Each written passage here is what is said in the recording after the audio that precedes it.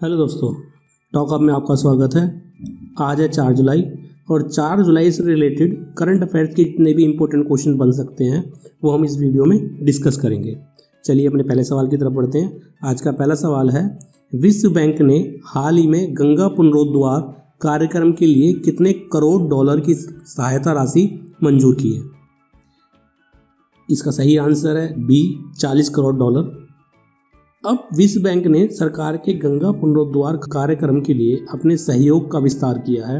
विश्व बैंक ने हाल ही में गंगा पुनरुद्धार कार्यक्रम के लिए 40 करोड़ डॉलर, जो कि तकरीबन 3000 करोड़ रुपए के आसपास होता है, की सहायता मंजूर की है। इससे गंगा नदी के प्रदूषण को कम करने में मदद मिलेगी। विश्व बैंक ने कहा है कि इस सहायता से नदी बेसिन के प्रबंधन को मजबूत करने में मदद मिलेगी। इस क्वेश्चन से हमें इतनी जानकारी मिलती है। आज का दूसरा सवाल है, किस वरिष्ठ राजनयिक की जेनेवा में संयुक्त राष्ट्र और अन्य अंतर्राष्ट्रीय संगठनों के लिए भारत के अगले स्थायी प्रतिनिधि के रूप में नियुक्त किया गया है? इसका सही आंसर है ए, इंद्रमणि पांडे। अब इंद्रमणि पांडे जो हैं वो 1990 बैच के भारतीय विदेश सेवा के एक अधिकारी हैं और इस समय वे विदेश मंत्रालय में अतिरिक्त सचिव हैं।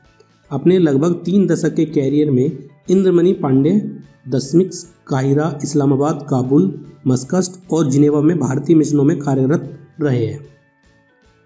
आज का तीसरा सवाल है, केंद्र सरकार ने हाल ही में कितने महीने के लिए पूरे नागालैंड को आसान क्षेत्र घोषित किया है? इसका सही आंसर है डी, 6 महीनों के लिए।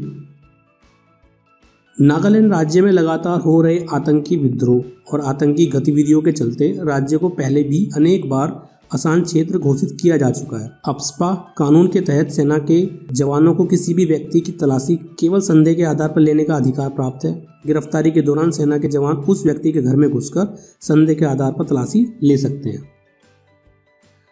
आज का चौथा सवाल है, अर्जेंटीना के किस फुटबॉलर ने हाल ही में एटलेटिको मैड्रिड के खिलाफ अपने कैरियर का 700वां गोल पूरा किया है? इसका सही आंसर है ए, लियोनेल मेसी। अब अर्जेंटीना के लियोनेल मेसी ने हाल ही में एटलेटिको मैड्रिड के खिलाफ अपने कैरियर का 700वां गोल पूरा किया, लेकिन वह अपनी टीम बार्सिलोना को जीत नहीं दिला सके। Spanish football tournament La Liga में बार्सिलोना और एटलेटिको मैड्रिड का मैच 2-2 से ड्रॉ रहा। मेसी ने 862वें मैच में यह उपलब्धि हासिल की है। क्लब बार्सिलोना के लिए 724वें मैच में 623 गोल किए हैं। उन्होंने अपने देश अर्जेंटीना के लिए अब तक 70 गोल दागे हैं। 700 गोल करने वाले खिलाड़ियों में मेसी 7वें नंबर पर हैं। अब तक सबसे ज़्यादा 805 गोल ऑस्ट्रेलिया के जोसेफ बुकैनन ने किए हैं। आज का 5वां सवाल है, आईसीसी के अध्यक्ष शशांक मनोहर के पद छोड़ने के बाद निम्न में से किसे चुनाव होने तक अंतरिम अध्यक्ष नियुक्त किया गया है? का सही जवाब है सी, इमरान ख्वाजा।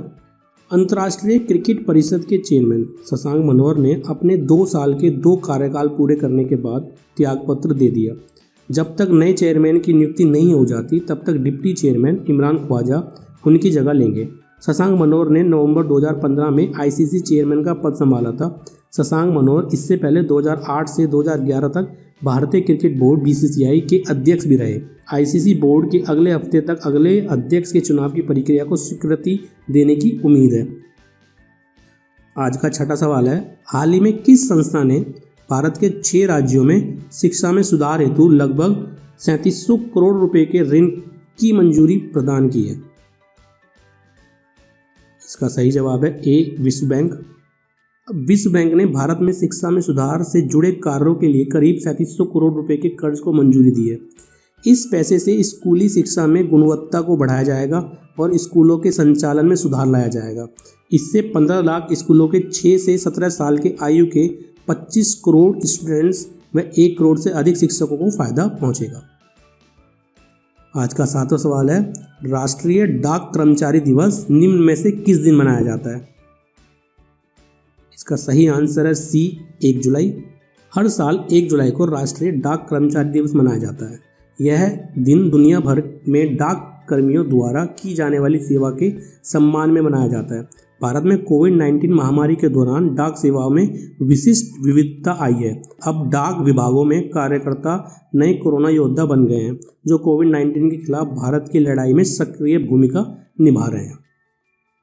आज का 8वां सवाल है, किस राज्य सरकार ने हाल ही में कौशल कनेक्ट फोरम नामक एक नया पोर्टल लॉन्च किया है? इसका सही जवाब है डी, कर्नाटक।